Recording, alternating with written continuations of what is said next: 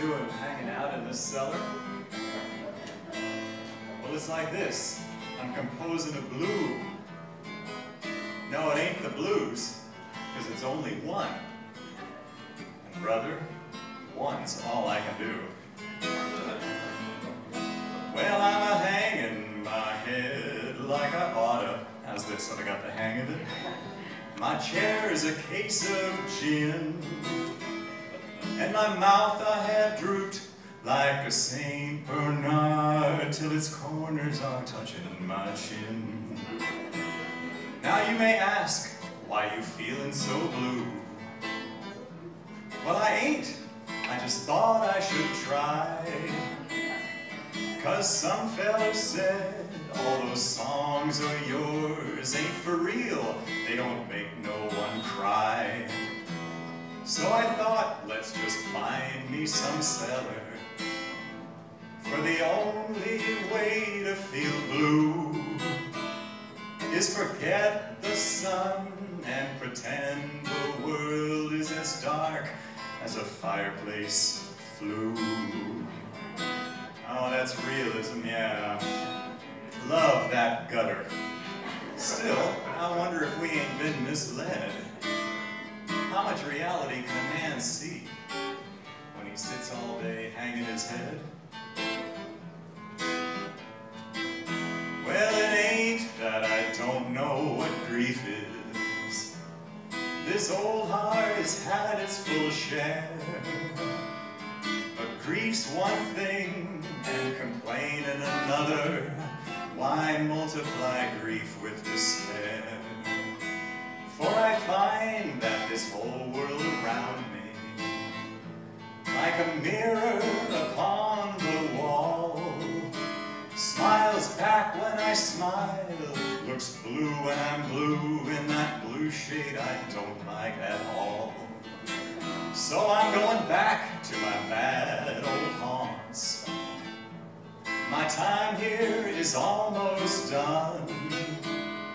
The fact is, feller, I can't stand this cellar. I just gotta get out in the sun.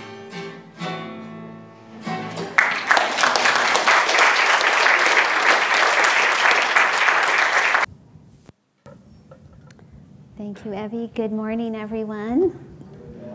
How is everybody this morning? Awake and ready. How feels everybody? Awake and Yay. ready. It's nice to see you all on this sunny June day. Thank you all for coming this morning. I'd like to begin with a reading from Whispers from Eternity. This is Yogananda's book of prayer demands and poems. And this is number 194, I Will Be Thine Always. And let's close our eyes and just take this in as our own prayer, gently rolling the shoulders back. Feel the heart expanding. Allow the mind to relax. Let all plans go, offering ourselves in this prayer in every moment from our heart. I may go far, thine always. Devotees may come, devotees may go, but I will be thine always. I may bound over billows of many lives under sad, dark skies of loneliness, but I will be thine always. The whole world may ignore thee, engrossed as it is in thy gifts of money, power, and pleasure, mere playthings, but I will be thine always. Take everything from me if thou willest, but Lord, I will be thine always. Death, disease, and every imaginable trial may riddle and rend me yet. While the embers of memory still flicker, look into my dying eyes. They will mutely say, I will be thine always. My voice may grow feeble, fail and forsake me, and yet with bursting heart and with the silent voice of my soul, I will ever whisper to thee, my Lord, I am thine always. Om, peace. Amen. So I want to read a little story I found last night. Let's better be a good story now. So a doctor, a civil engineer, and a computer scientist were arguing about what was the oldest profession in the world. The doctor remarked, "Well, in the Bible it says that God created Eve from a rib taken from Adam. This clearly required surgery. So I can rightly claim that mine is the oldest profession in the world." The civil engineer interrupted and said, "But even earlier in the book of Genesis, it states that God created the order of the heavens and the earth from out of the chaos. This was the first and certainly the most spectacular application of civil engineering. Therefore, fair doctor, you are wrong. Mine is the oldest profession in the world." The computer scientist leaned back in his chair, smiled, and said confidently, "Ah, but who do you think created the chaos?"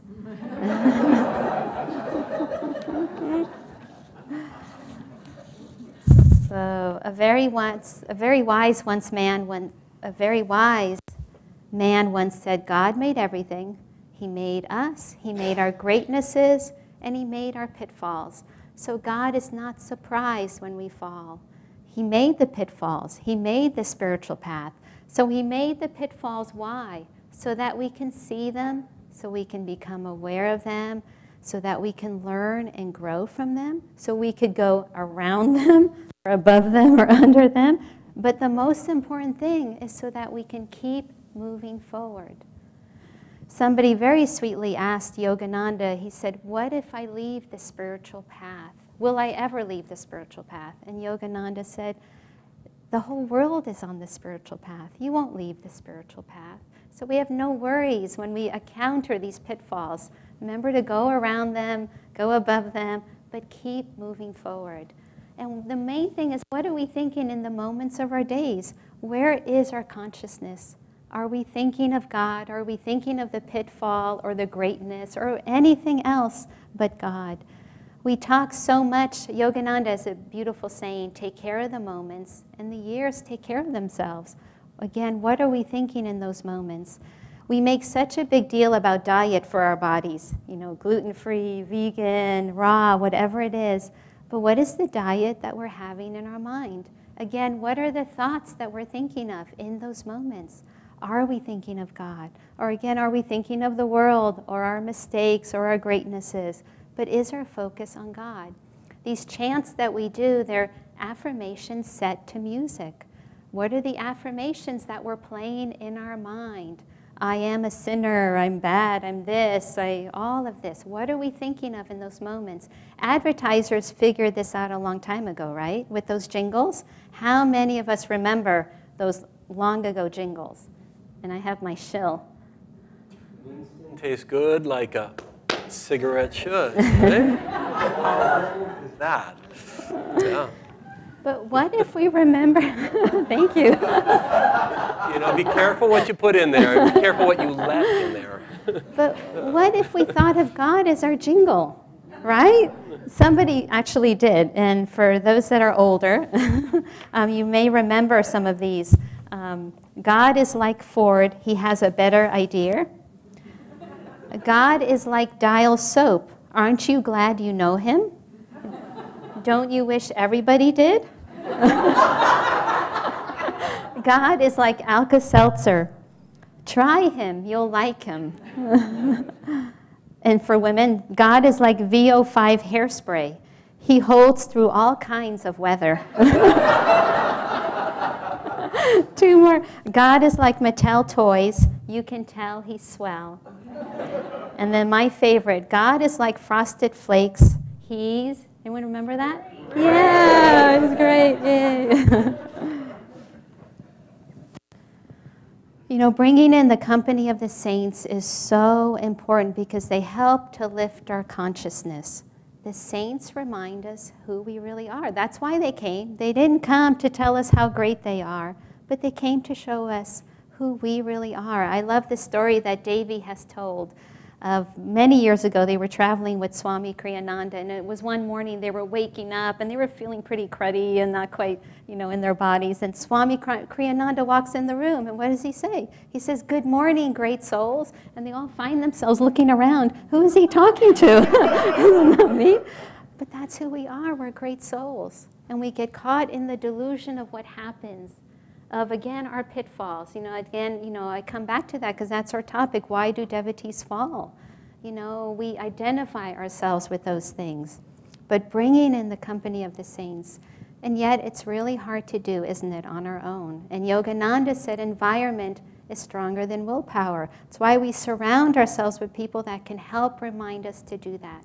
But even within that, I remember going through a difficult test many years ago, and I just wanted to hide in my office. I could get myself to work, and I just wanted to hide there. And my boss really wisely said, "You have to get back out there. You have to get back on the horse." I don't know why it's always a horse, but you have to right, horses, but you have to get back out there. And how do we do that?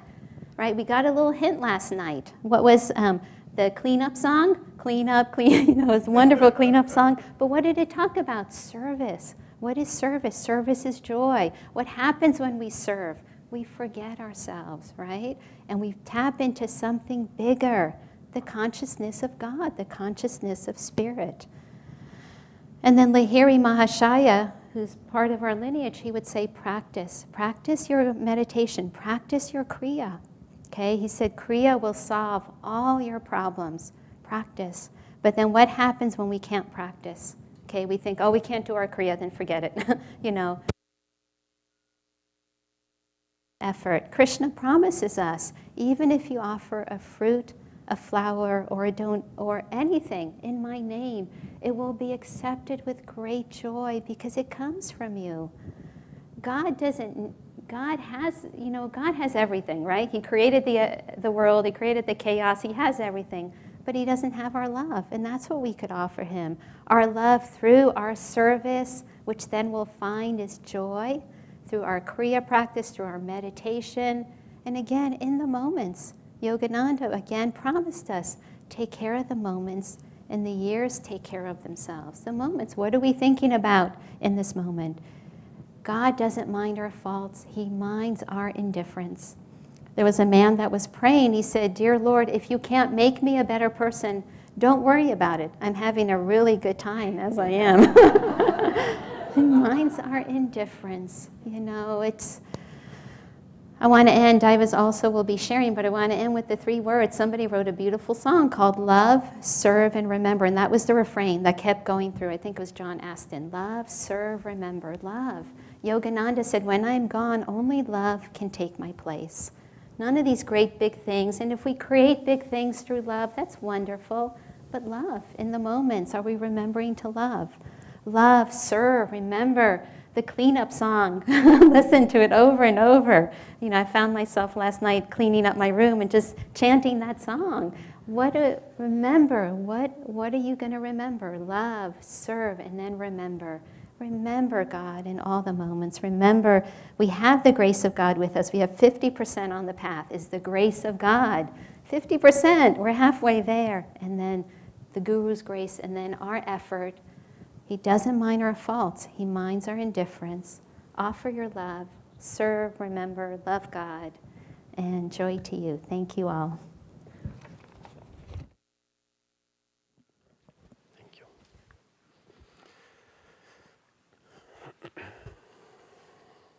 Good morning, everyone. A young man was growing up in a privileged family, and he was getting ready to graduate from high school. And his parents said, what is it you'd like? His dad said, what would you like for your graduation? He said he wanted this car. And the family could easily afford it, and it was an extraordinary vehicle. It was an extraordinary thing, but his dad just smiled sweetly when he told him, and nothing more was said. And the family had many of the tests that come with wealth, and the confusion around priorities that just accompany that condition often. And the day of the graduation came, and they gathered together to celebrate and had cake, and then it was time for the gift. And the son was eagerly awaiting his nifty new car. And he was just sure he was going to get it. And he was just kind of, here I am. And and he was a noble young man. This wasn't a selfish brat particularly, but he had particular ideas about value and where it came from. And when the time came to receive the gift from his father walked over and just handed him a package. And he opened it, and it was a Bible. And he looked at the Bible, and he looked at his father, and he was so incensed at the distance between what he received and what he'd asked for that he threw the Bible down, and he looked at his father, and he said, "You don't really love me," and stormed out. And it caused a rift in his life. It caused a rift that was irreparable. From that time, he never spoke to his father again. He went out and found his way in the world. And but there was always a deep sadness and sense of betrayal in his heart. Many years later, his father was passing, and he went to, he managed to reconcile in his heart that he should go after his father had passed, and kind of help sift through the detritus of an entire life and sort for the things. And in the midst of that, there he found the Bible that he had received for his birthday, and it caused him to reflect back on that moment. And he was just holding it and just kind of feeling for what could have been. And he just decided to just flip through the Bible, and he opened the cover, and there on the inside was a key. We are given gifts endlessly. I'm going to speak to people who have really given their lives to God now, in particular, because the Bible says, your ways are not my ways. How you think it works is not how it works. If it worked, happiness, enduring happiness, the fullness of the heart, worked the way you thought it worked, you'd already have it. Little bookmark, they say it's a blessing to be born into a religion, it's a curse to die in one. That we need the guidance of religion to help us find, but if we never move forward with what we're given, we never outgrow the form and live in the presence of God, we are, we're given, God would take us, especially once we've given our lives to Him, once we've taken discipleship, once we've said in our hearts, I want eternal joy, I want to be a channel for goodness and light in this world. I want to have washed away from me all the darknesses, all the heaviness, all the judgment, all the valuation that makes my life a roller coaster of likes and dislikes, ups and downs. Now it feels good, now it's horrible. And so God takes us and He gives us experiences that change, that are designed by their very nature to change our experience and reference point. If you're around Ananda for any length of time, and probably it's true of any spiritual path, what you'll find is you'll have periodic conversations of, whatever happened to blank? Where did they go? There are people who come to the path and they feel the call of God. They even feel the touch of God. And their hearts expand and they start moving toward all the things, doing all the things that would allow them to grow in that light toward liberation. And many times one day, they're just gone. And oftentimes, even people who have been extraordinarily committed and intent and focused on the spiritual path, one day they're just gone. Where did they go? Where did they go? What happened? I've watched at Ananda, a whole bunch of people left when they had the forest fire at the village. This is back in 1976. There were a whole lot of people there, and the forest fire came and it burned down everything. And a lot of people just said, I don't need this, and left. A few years later, Swami Kriyananda, Sunday services used to be a bunch of people sitting lotus or half lotus on the floor, and there'd be some chanting, and there'd be a little bit of a talk and a little reading, and that'd be it. Everybody'd go home. When Swami introduced the Festival of Light, a whole lot of people left. It was too Catholic for them, or whatever. Swami got married a few years later, and a whole lot of people left. Swami got divorced a few years later, and a lot of people left. We had a lawsuit, and a lot of people left. Swami didn't behave the way they wanted. Life didn't give them what they wanted. Eternal joy, unconditioned love, means that it's there under every condition. That it isn't about what's happening outwardly, but what's happening inwardly. And what happens, a master said, we lose our way because we miss the point. Really, we just miss the point. It isn't lack of sincerity, it isn't lack of energy often, it isn't lack of willingness to be engaged in life. We just miss the point. We somehow think that if only Swami had behaved differently, or Daiva had behaved differently, or Gangamata had told a different joke, or not told the same joke again, or if... which she never does. Oops. If somehow it was just different, then we could be happy. Swami's got a beautiful, of all the music, you could pull out any line and it's got meaning, but there's one where it says, men hunger for riches, for power, for fame. Think about that in any version, any riches.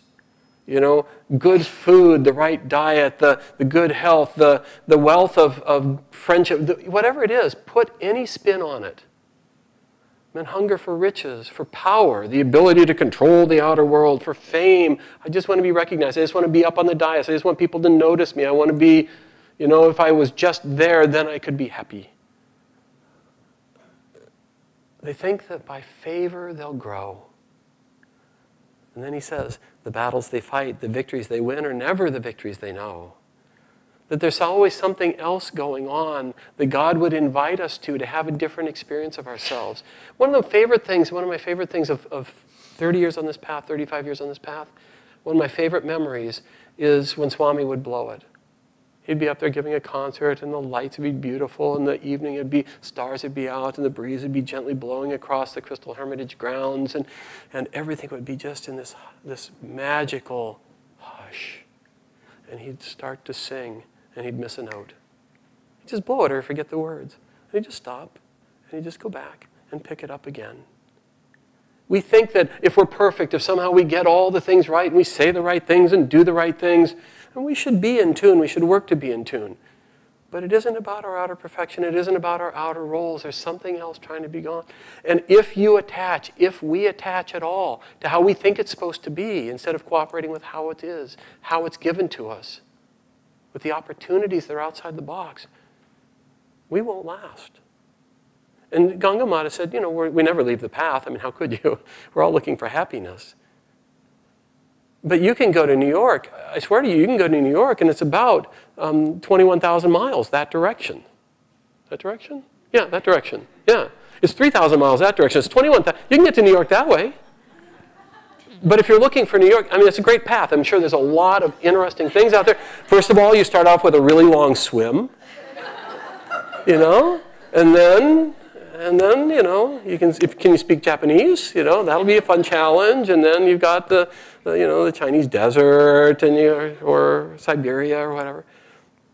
But if you're looking for God, if you're looking for the wholeness of spirit, the shortest path is going to be the thing that satisfies. So yes, nobody leaves the path, but you can be on a long path or a short path. And the masters all say there's only one thing that ever satisfies, and it's the presence of God. And it's got to be outside the box of what you think is true, outside the box of what you think is possible, or you'd already have it. So I would just say, introspection is tied to this conversation. We fall because we miss the point. We fall because we attach to things that aren't true. We fall because we identify ourselves as too small for the circumstances that we're given. It's hard. It's hard to be a devotee. It's hard to get up in the morning and face into the impossible. Day after day. And it can be physical challenges. It can be aging challenges. Not bad for 101. Don't look a day over 90. It can be challenges of people not liking us, or of saying things that weren't necessarily appropriate or possible. There's a million ways to blow it. But none of it is relevant to the ultimate thing. None of it is relevant to our connection to God. And if we miss that point, we have no place to stand. Introspection helps us to come back. Introspection, you can introspect by sitting and kind of just hanging out, or by journaling your day, and I had a cup of coffee here, and I had or you can introspect by going into meditation, using techniques to lift the energy, to put yourself into a superconscious flow, and feel for the presence of Spirit, and feel for where you missed that mark, where you missed that touch, and how can you just change your dial just slightly so that the next time you encounter that experience or that opportunity, you respond differently so you don't lose the presence of Spirit. I would just invite us all to move that direction as we're able, to soften our hearts, to realize what an unparalleled gift we have in each other as devotees, in this path, in these teachings, and to open ourselves more fully to that so that it can carry us so quickly. Yogananda said, practice Kriya Yoga. Hong Sa, energization, Om, and the practice of Kriya itself, plus devotion. He said, you can find God in this life. Let's take a moment of silence.